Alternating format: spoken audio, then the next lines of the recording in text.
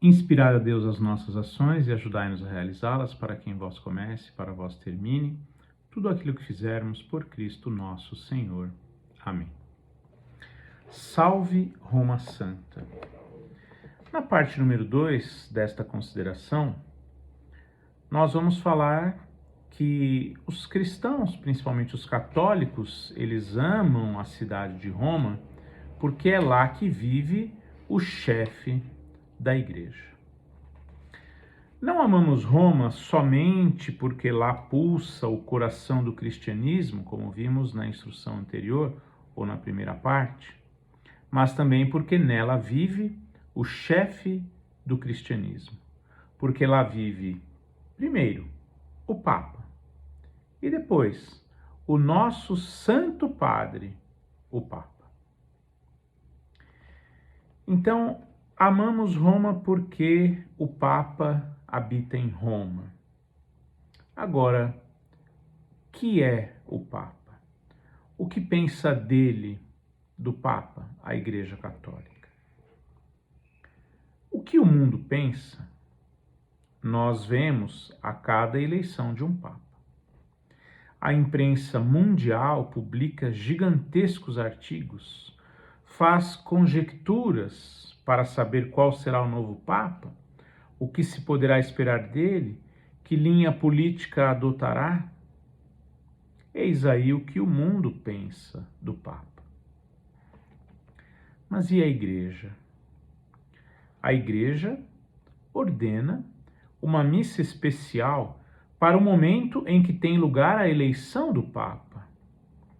É chamada em latim Missa pro eligendo Sumo Pontífice. E a coleta dessa missa mostra magnificamente o que a Igreja espera do Papa. Quando se fala aqui em coleta, é importante ressaltar que não se trata de coleta de dinheiro, de donativo, é a coleta das orações. Porque em cada missa são feitas orações, as orações são coletadas e enviadas a Deus. Dentro da Igreja Católica existe esse costume. Então, está falando aqui de uma oração. Que oração é essa? Que Papa a Igreja pede a Deus? Um grande amigo das artes? Um grande edificador? Um grande político? Um diplomata? Nada de tudo isso. Mas um Papa que, pela sua solicitude por nossas almas e pelas igrejas, ou em latim, pio in nos studio, seja agradável a Deus e digno do respeito de seu povo. Eis aí como a Igreja ora pelo Papa. É a oração que ela aprendeu de nosso Senhor Jesus Cristo, que disse um dia a São Pedro, conforme Lucas 22, 31 e 32. Simão, Simão, eis que Satanás vos reclamou a todos para vos joeirar como o trigo. Mas roguei por ti, para que a tua fé não desfaleça. E tu, quando fores convertido, confirma teus irmãos. Que palavras extraordinárias! Cristo rogou por Pedro. Cristo roga pelo Papa, pois sabe que tarefa incumbe a ele. A sorte eterna de milhões de almas humanas imortais depende da sua infalibilidade, da firmeza da sua fé. Os cristãos aprenderam de Cristo a rezarem também muito pelo Papa. Lemos já dos primeiros cristãos que, enquanto Pedro estava na prisão, a Igreja não cessava de dirigir por ele preces a Deus. Atos dos Apóstolos, capítulo 12, versículo 5. Vemos aí a primeira demonstração dos fiéis cristãos rezando pelo chefe da igreja, costume que até hoje permanece dentro da Igreja Católica. Essas palavras de Cristo têm ainda outra consequência: a obediência ardente, cheia de veneração filial, que os estados e os povos que levam vida verdadeiramente cristã sempre demonstraram para com o Papa. Com efeito, se Cristo mandou ao Papa que confirmasse seus irmãos na fé, ordenou-nos também, em compensação, sermos filhos obedientes e submissos, quando Ele quer conduzir-nos e dirigir-nos na nossa fé. Este próximo parágrafo ele é polêmico para os dias atuais, mas precisamos entendê-lo à luz desta última frase que acabamos de dizer. Então vamos prestar bem atenção. Quando devemos ser filhos obedientes e submissos, quando o Papa quer conduzir-nos e dirigir-nos na nossa fé cristã, católica, de 2000 anos. Se aparecer um Papa que tem outras intenções que não sejam estas próximas palavras não se aplicam. Precisamos entender bem isso. Então ele pergunta assim, Monsenhor Thiramer, devemos obedecer cegamente às palavras do Papa? A resposta é sim. Tal como um homem sensato costuma obedecer cegamente à sua cabeça, e não à sua mão ou à sua língua. Realmente nós fiéis somos as mãos, os pés e o corpo da igreja, mas a cabeça é Cristo e seu representante é o Papa. Então, quando ele nos dirige à fé verdadeira católica de 2000 anos, então podemos obedecê-lo sem a menor dúvida, sem o menor medo de errar. Lede o que São Paulo diz de nosso Senhor Jesus Cristo na sua epístola ou carta aos Efésios, conforme Efésios capítulo 1, versículos 22 e 23.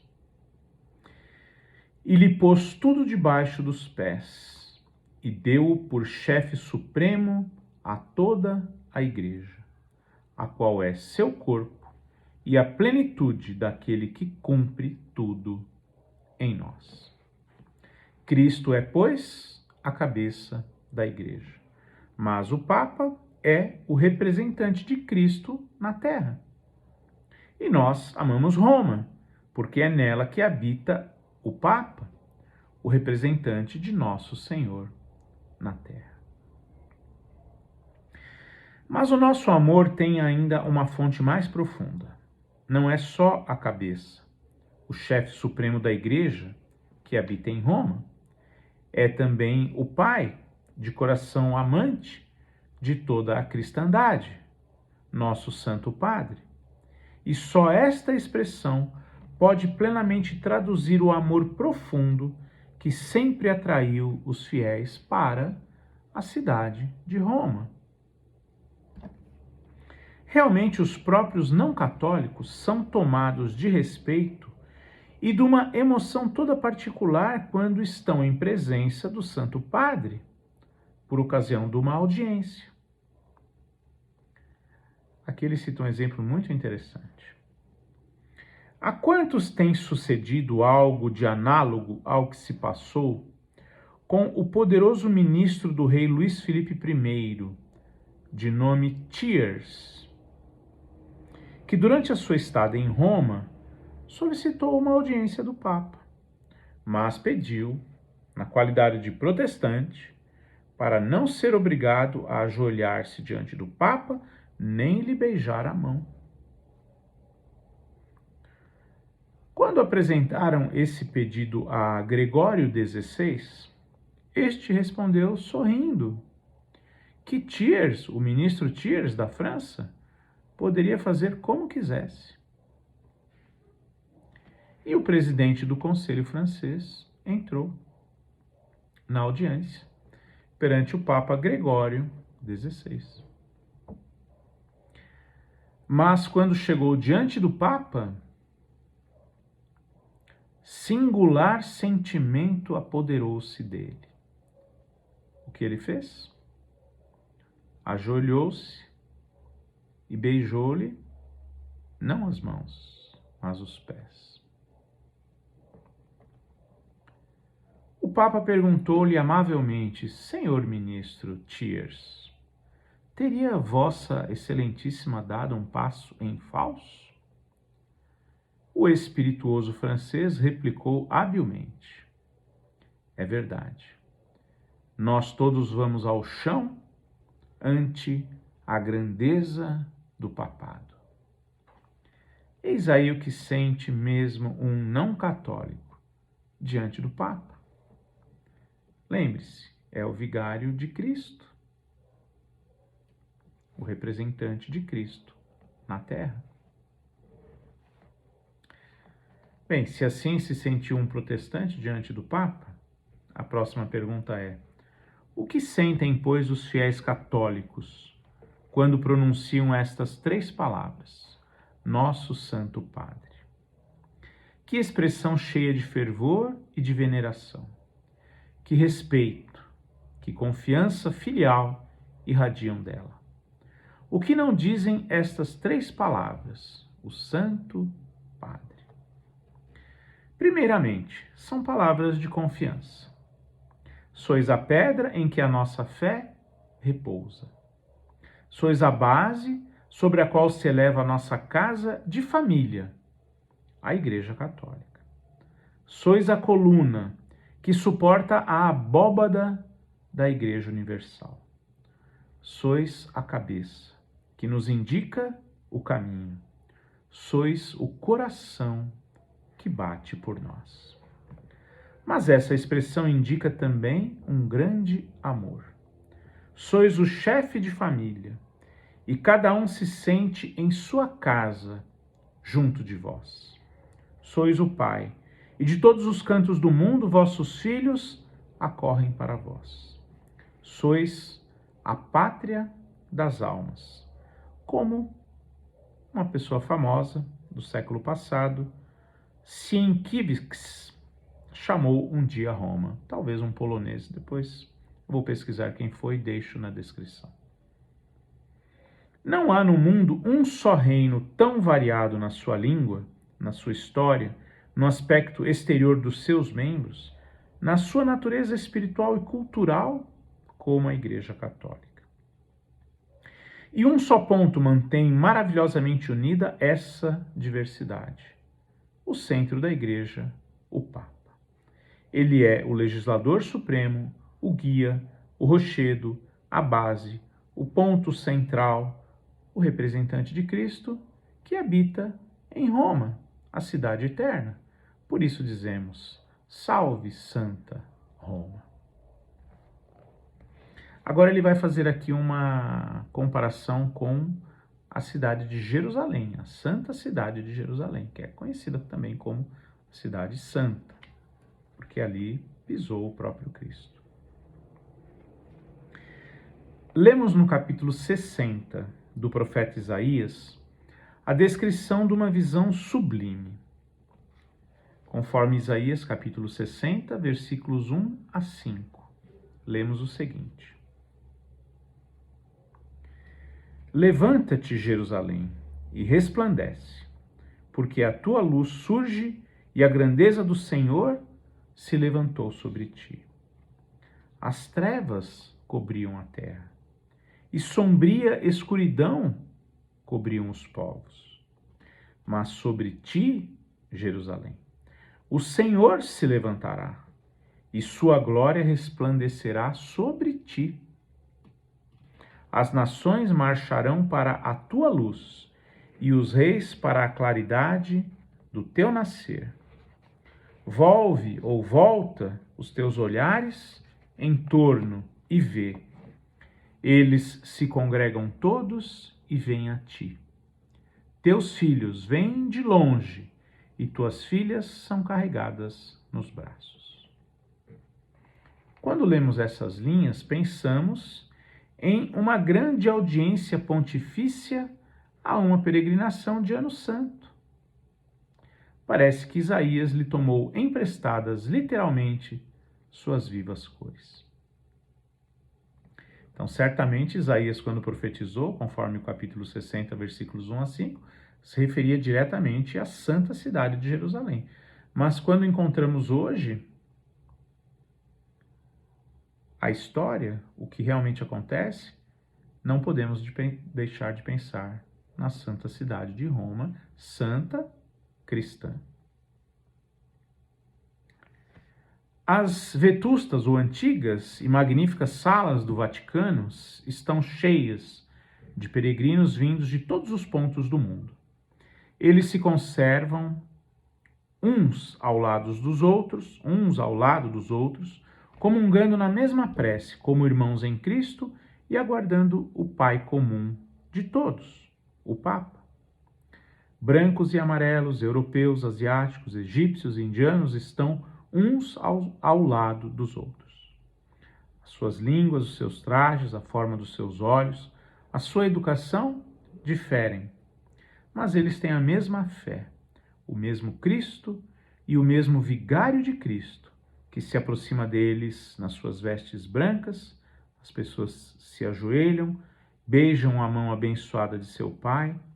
Poucos são os que não têm lágrimas nos olhos. Então, cada qual sente que alegria há em ser católico, que ufania ou que orgulho em pertencer à verdadeira igreja. Que tranquilidade em saber que sua fé, ainda hoje, repousa sobre a pedra em que Cristo outrora a assentou e a qual fez esta promessa: as portas do inferno não prevalecerão contra ela. Na conclusão desta belíssima instrução, Monsenhor Thierry Totti faz uma comparação muito interessante. Meus irmãos, uma das mais célebres vias imperiais de Roma chama-se a Via Ápia, uma estrada erma, deserta, ao longo da qual se enfileiram túmulos ensombrados por pinheiros e por ciprestes. Num cruzamento, uma pequena capela lembra o lugar onde, segundo a tradição, o apóstolo São Pedro fugiu da prisão mamertina, uma prisão que ficava ali no Fórum Romano. E fugindo de Roma à noite, fato registrado nas Escrituras, nos Atos dos Apóstolos. Daqui para frente não está registrado nas Escrituras, mas a tradição confira. Então, fugindo dessa prisão mamertina, fugindo de Roma, saindo de Roma, indo embora de Roma à noite, encontrou-se com Cristo ensanguentado numa visão e perguntou-lhe com alma transtornada, em latim, Quo vadis, Domine? Ou, para onde vais, Senhor? E o Salvador deu-lhe esta resposta inolvidável ou inesquecível: vou para Roma e ali me fazer crucificar. Ou seja, Pedro estava fugindo de Roma, aí apareceu Cristo e falou: meu filho, volta, é para trás. Pedro compreendeu Cristo, voltou logo e trabalhou por Cristo, cheio de desprezo pela morte, até que, a 29 de junho de 67, data que até hoje é comemorada a festa de São Pedro, 29 de junho, foi o dia da sua morte. No Circo de Nero, não longe da Basílica de São Pedro, onde se acha o seu túmulo até os dias de hoje, foi crucificado de cabeça para baixo.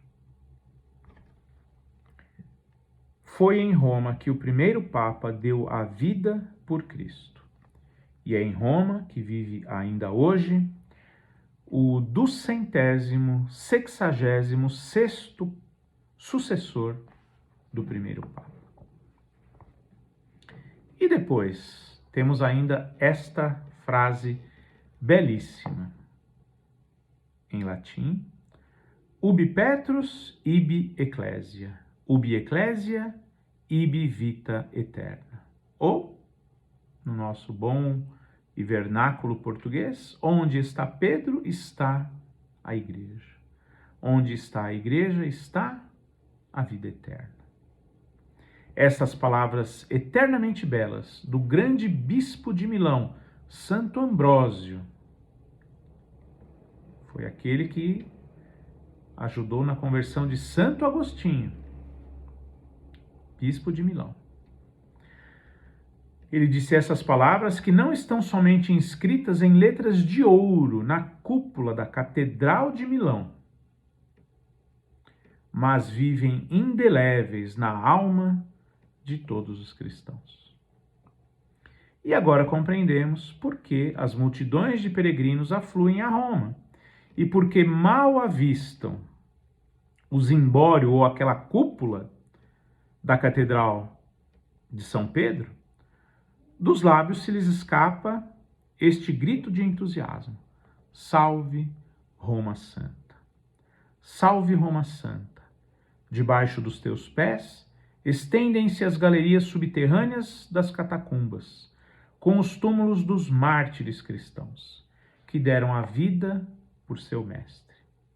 São santas essas galerias, porque as suas imagens bíblicas e as suas cenas litúrgicas, pintadas em traços angulosos e apenas esboçados, afirmam que ainda hoje a nossa fé é a mesma que a dos primeiros cristãos.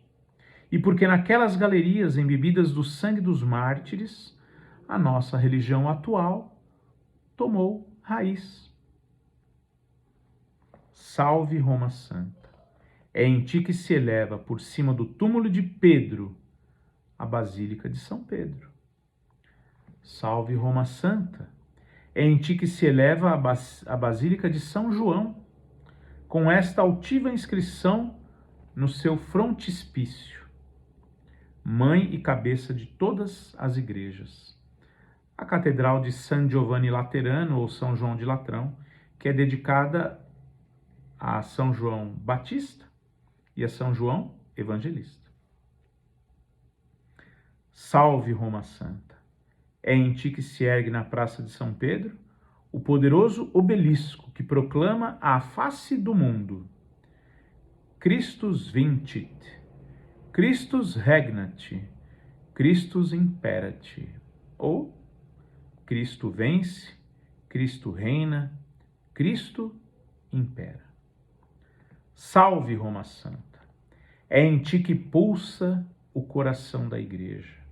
É em ti que vive o chefe da igreja. E é por isto que, no fundo de nossa alma, fazemos subir ao céu esta prece: Senhor, protegei o Santo Padre, o Vigário de Cristo. E hoje, neste dia, mais do que nunca, rezamos pelo Vigário de Cristo, o Papa Emérito Bento XVI, que foi chamado junto ao Pai.